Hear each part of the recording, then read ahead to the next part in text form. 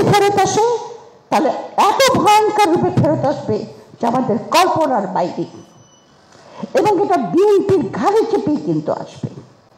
এবং যেটা আমি বলেছি যে 1.5 বছর 2 বছরও লাগবে না, 1.5 বছরের মধ্যে সেই গভর্নমেন্টকে ফেলে দেবে। বিএনপির একজন লোক আমাকে বলেছে, আপনি না খুব আবল তাবল বকেন। আমি বললাম, কি বলেছি আমি? বলে, আপনি বলেছেন যে বিএনপি ক্ষমতায় আসলে 2 বছরও টিকতে পারবে না। আমি বলেছি, তো ওটা তো 8 মাস আগে বলেছি, এখন আমি মনে করছি বিএনপি আসতেই পারবে না।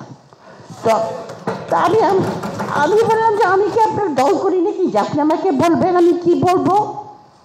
আমি তো আপনার দল করি না, আমি জিয়াউর রহমানকে সাপোর্ট করতাম।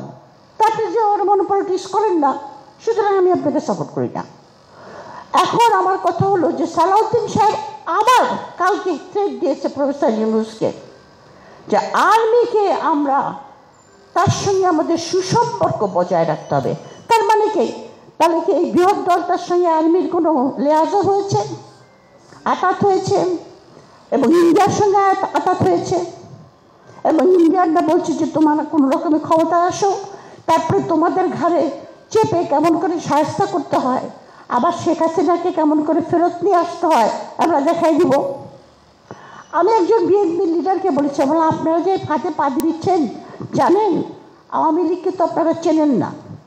আমার হাজব্যান্ড একটা কথা বলেছিল, বলে তুমি আওয়ামী লীগকে চেনো না, অনেক আগে, তখন খালেদা জিয়া পাওয়ার এসছে বলে ওরা একদিন এদেশে আবার ফেরত আসবে এবং আরো ভয়ঙ্কর রূপে ফেরত আসবে। এবং এইবার যদি ফেরত আসে তাহলে এত ভয়ঙ্কর রূপে ফেরত আসবে যে আমাদের কল্পনার বাইরে, এবং এটা বিএনপির ঘাড়ে চেপেই কিন্তু আসবে। এবং যেটা আমি বলেছি যে 1.5 বছর 2 বছরও লাগবে না, 1.5 বছরের মধ্যে সেই গভর্নমেন্টকে ফেলে দেবে।